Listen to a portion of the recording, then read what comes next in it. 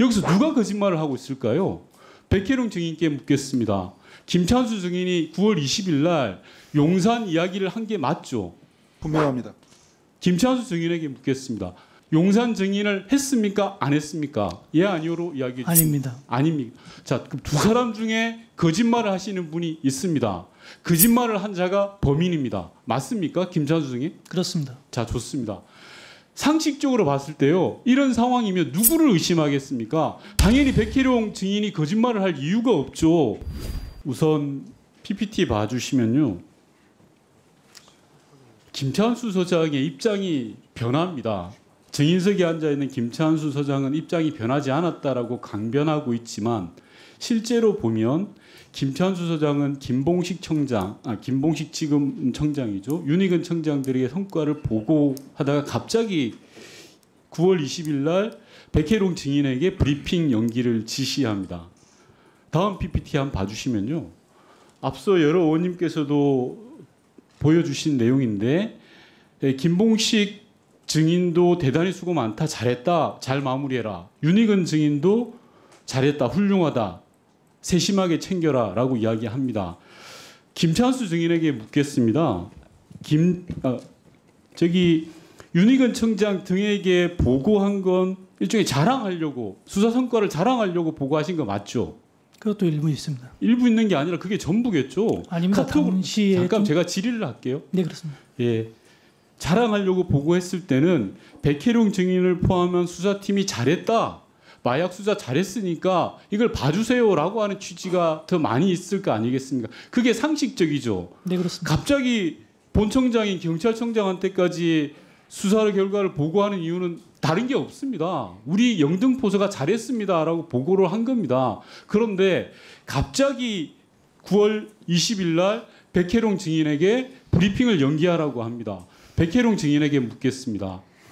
브리핑과 관련해서 김찬수 증인과 충분히 논의가 되었던 게 맞죠?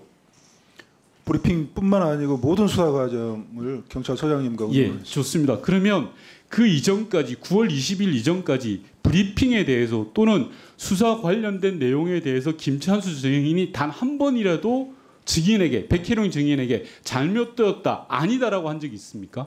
없습니다. 자, 이러니까 많은 국민들이 의심을 갖는 겁니다. 수사 성과를 자랑하기 위해서 경찰청장에게도 보고하고 직속상관에게도 보고했던 내용을 갑자기 입장이 바뀌는 겁니다. 브리핑 준비까지 부하 직원과 다 맞췄던 거를 하지 말라고 그런 겁니다. 자, 그러면 여기서 누가 거짓말을 하고 있을까요? 백혜룡 증인께 묻겠습니다.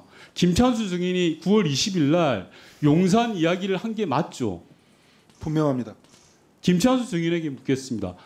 용산 증인을 했습니까? 안 했습니까? 예, 아니오로 이야기해 주십시오. 아닙니다. 아닙니다. 자, 그럼 두 사람 중에 거짓말을 하시는 분이 있습니다. 거짓말을 한 자가 범인입니다. 맞습니까? 김찬수 증인? 그렇습니다. 자, 좋습니다.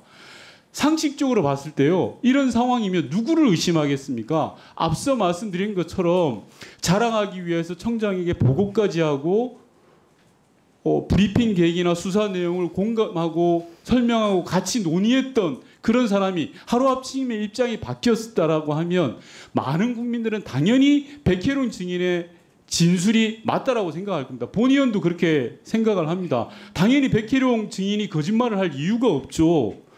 백혜룡 증인에게 묻겠습니다. 당시에 김찬수 서장이 백혜룡 증인에게 용산을 언급하면서 전화한 날짜와 시간이 9시가 넘었다고 했는데 맞습니까? 9시 한 3분쯤 되는 걸로 좋습니다. 통상적으로 증인께서 영등포서 과장으로 계실 때 김찬수 서장이 과장에게 밤 9시에 전화하는 길이 흔한 일입니까? 그때 밤에 전화한 건 처음이었습니다. 자, 좋습니다. 이런 겁니다. 갑자기 계속 잘해오던 수사를 밤 9시에 전화를 하는 이유가 뭡니까 도대체? 많은 국민들은 여기에서 의구심을 갖는 겁니다. 상급자의 지시를 그대로 이행하는 하급자는 분명히 용산이라고 들었다고 합니다. 그리고 그 책임에 대해서 온전히 지려고 합니다. 그런데 상급자인 김찬수 증인은 아니라고 합니다.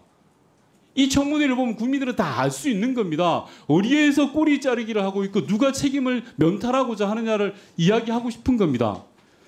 다음은 남재현 증인께 묻겠습니다. 다음 PPT 봐주시면요, 윤석열 대통령이 2022년 10월 20일 날 경찰의 날 기념식에서 자 마약과의 전쟁을 하자라는 이야기를 하셨습니다. 알고 계시죠? 알고 있습니다. 자 좋습니다. 남재현 증인께 묻겠는데요. 영등포소 마약 수사와 관련해서 청와대에서 보고받은 적이 있습니까? 다음 PPT 넘겨주시면 국정상황실은 2024년 6월까지 일체의 보고도 받지 않았다라고 답변을 해주셨습니다. 맞습니까? 요구 자료 내용이 정보 보고 자료를 정보 보고 자료도 정보 보고라는 게 다 포괄되는 거죠. 정보 보고 자료는 따로 받은 건 없습니다. 예, 그럼 다른 자료는 받은 적이 있습니까? 제 기억으로는 23년 11월 달에 KBS 언론 보도에 대한 진상 보고 자료를 받았고요. 그다음에 올해 7월 달에 수사와 관련된 내용을 자, 2건 정도 받았습니다. 이 다음 PPT를 봐주십시오. 요게 방금 남재현 증인께서 이야기하시는 건데요. 저는 여기서 두 가지를 앞전 PPT 봐주십시오. 우선 2023년 7월부터 영등포소 마약 수사와 관련해서 상황실에서 보고를 못 받았다라는 것은 저는 상황실이 일을 안 하고 있다라고 말씀드리고 싶습니다. 백혜룡 증인에게 묻겠습니다. 이번 수사가 역대급 수사 결과라고 들었습니다. 역대 두 번째로 많은 양을 압수수색하고 발견해낸 거 맞죠? 압수 양으로는 그렇습니다만 경찰 최대 수사입니다. 좋습니다. 자, 남재현 증인께 묻겠습니다. 대통령이 마약과의 전쟁을 선포하고 모든 경찰력을 동원해서 마약 범죄를 단속하고 있었습니다. 역대 최고의 수사 실적을 올렸는데 국정상황실에서 아무런 보고를 못 받았다. 특히 정보 보고도 못 받았다. 이게 말이 됩니까? 국정상황실에서 근무했던 본의원이 생각할 때는 도저히 납득할 수 없는 상황입니다. 그리고 제가 왜 이 자료를 보내드리냐고 하면요. 이 두 자료가 이 자료와 이 다음 PPT 자료가 시차가 있습니다. 처음에 보낸 자료가 이 자료인데요. 제게는 보고를 안 받았다고 했다가 또 예컨대 언론 보도와 관련돼서 내부 보고는 받았다라고 합니다. 이게 말이 됩니까, 남재현 증인? 앞에 요구 자료 내용은 정보 보고 자료를 요구를 하셨고요. 뒤에 내용은 보고사항 일체를 얘기했습니다. 정보 보고 자료에 대해서는 없다고 말씀드린 겁니다. 자, 남재현 증인 정보 파트에서 오래 일하셨습니까? 아니면 전공 분야가 어디십니까? 저는 정보 파트에서 근무한 경험은 없습니다. 자, 정보 보고라는 건 이 모든 걸 다 이야기하는 겁니다. 국정상황실에서 근무를 저보다 오래 하셨는지는 모르겠으나 상황실 치안팀이 정보 보고를 받는다는 이런 내용을 포괄하지 않는다는 게 국회 행정안전위를 무시하고 위증을 하는 겁니다. 자료 두 개가 틀리잖아요. 하나는 보고를 받았다, 하나는 보고를 받지 못했다. 어떻게 맞는 겁니까? 요구 자료 주신 내용에 충실하게 답변 드린 겁니다. 말장난하지 마세요. 정보 보고 자료를 달라고 하셔서 정보 보고 자료는 없다 말씀드렸고요. 기타 자료 보고 달라고 다 보고 드렸습니다. 그리고 숨김없이 다 자료 제출한 겁니다. 거짓말에 지나가는 초등학생도 없습니다. 통상 정보 보고 자료라고 하면 경찰청 정보국에서 생산돼서 보고하는 자료를 말합니다. 정보 보고 자료라고 하면 경찰청 정보국이 취합하는 치안 상황 보고까지 포함되어 있습니다. 국정 상황 실장으로서 말씀드리는 겁니다. 그대로 확인하고 이야기하세요. 그 치안 사항 보고서에 없었습니다.